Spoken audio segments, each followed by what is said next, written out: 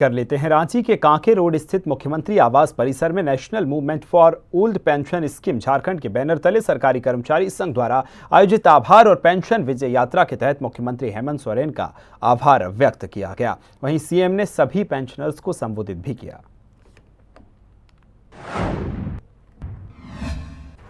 झारखंड के सीएम हेमंत सोरेन ने लगभग 1.25 लाख सरकारी कर्मियों को बड़ा तोहफा दिया और अपने चुनावी वादे को पूरा किया। सीएम हेमंत सोरेन की अध्यक्षता में हुई कैबिनेट की बैठक में पुरानी पेंशन योजना लागू करने के प्रस्ताव पर मुहर लगा दी, जिसके बाद से लोग खुश हैं। कांके रोड रांची स्थित मुख्यमंत्री आवासीय परिसर में national movement for old pension scheme Jharkhand के बैनर तले सरकारी कर्मचारियों ने आभार और पेंशन विजय यात्रा सह अभिनंदन समारोह का आयोजन किया, जिसमें मुख्यमंत्री हेमंत सोरेन का सरकारी कर्मचारी संघ के सदस्य ने अभिनंदन किया। वहीं इस मौके पर सीएम हेमंत सोरेन ने कहा कि जिसकी मांग हमारे कर्मचारी कर रहे थे, आज सरकार ने उनकी मांगों को पूरा किया। आपका पुरानी वेतन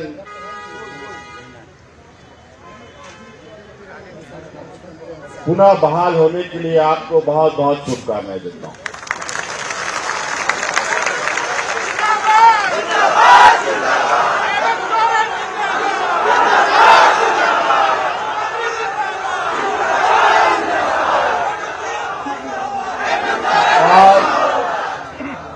और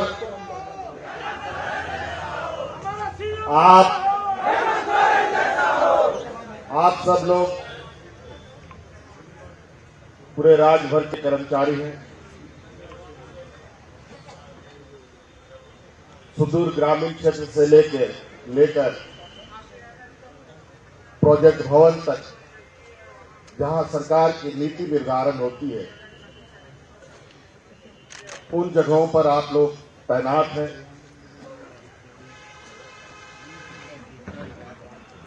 आप सब लोग, कोई पुलिस में है, कोई चिकित्सा व्यवस्था में है, कोई लिपिक में है, कोई पदाधिकारी के रूप में है, प्रशासनिक अन्य तरह तरह के आप लोगों के जो संवर्ग हैं, आप सब लोग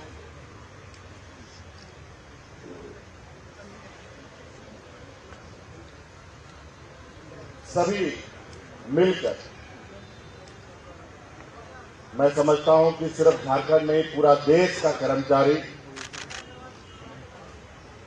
पुरानी पेंशन की मांग को लेकर लगातार आंदोलन करता रहा। सीएम के मुहर लगने के बाद अब ये योजना 1 सितंबर 2022 से लागू हो गई। लागू होने के बाद राज्य में 1 दिसंबर 2004 से लागू नई अंशदायी पेंशन योजना समाप्त हो गई। इसके बाद नियुक्त कर्मियों पर पुरानी पेंशन योजना लागू की गई है।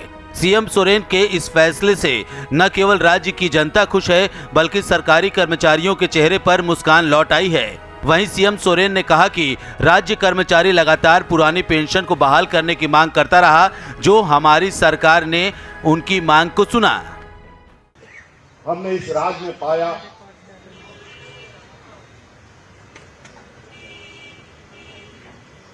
बहुत सारे वादे होते हैं, राजनीतिक दल होने के नाते बहुत सारे लोग बहुत बातों को कहते हैं और बातों को फिर वक्त आने पर अमल भी नहीं करते। ऐसे कई उदाहरण हैं, मैं उन उदाहरणों पर नहीं जाऊंगा, लेकिन मुझे इस राज्य में सबसे अहम जरूरत की चीजें समझ में आई। मुझे लगा कि इस राज्य के हर वर्ग को अपनी भविष्य की चिंता ना करते हुए निर्भीक होकर अपना जीवन यापन और काम करे।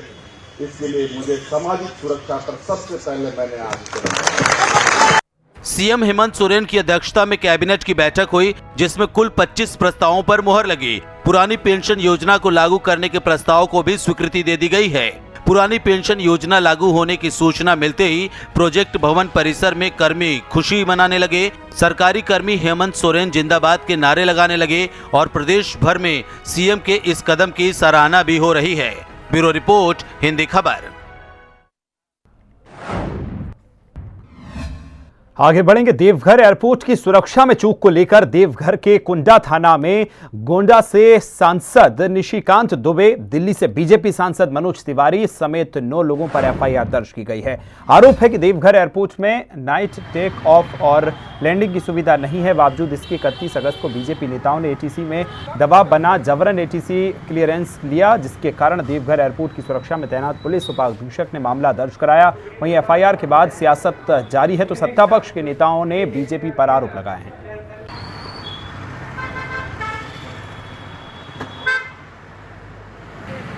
जैसा कि हम लोगों को पता चला है कि माननीय सांसद निशिकांत दुबे जी अन्य साथियों के साथ जब दुमका से लौटे तो शायद उनका जो टेक ऑफ का जो समय था वो चला जा चुका था, समाप्त हो चुका था और विजिबिलिटी भी शायद नहीं थी।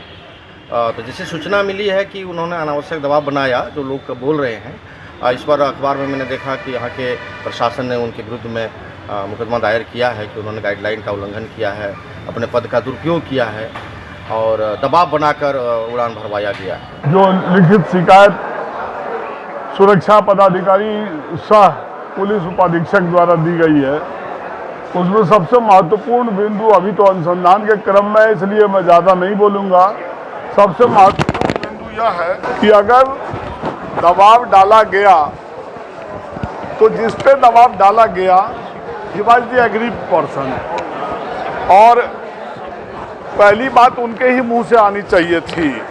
लेकिन चूंकि सुरक्षा का जिम्मा और पुलिस उपाधीक्षक का है, मैं समझता हूं सिविल एविएशन रूल के तहत जो वायलेशंस हैं उसके संबंध में जो एविएशन से कंसर्न पदाधिकारी हैं, प्रथम दृष्टया जो एफआईआर में हम देख रहे हैं कि सनसेट टाइम के बाद जैसा उनका आरोप है कि मांगा गया, तो कंसर्न एविएशन रूल में ये देखना पड़ेगा कि क्या एविएशन के कॉम्पिटेंट अथॉरिटी को यह अधिकार है या नहीं कि सनसेट के बाद भी अगर उनको महसूस होता है कि नहीं क्लियरेंस दिया जा सकता है, विजिबिलिटी इतनी है, तो वो दे सकते हैं।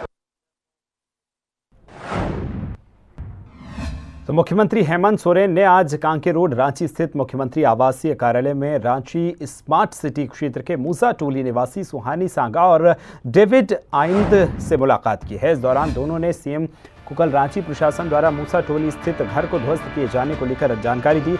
इस दौरान सीएम ने पीड़ित परिवार की समस्याओं को संज्ञान में लेते हुए उन्हें तत्काल वैकल्पिक व्यवस्था उपलब्ध कराए जाने का भरोसा दिया है। साथ ही मुख्यमंत्री ने कहा कि मूसा टोली में निवास करने वाले अन्य 25 घरों को फिलहाल ध्वस्त नहीं किया जाएगा जब तक उन 25 परिवारों के पुनर्वास की व्यवस्था नहीं हो जाती।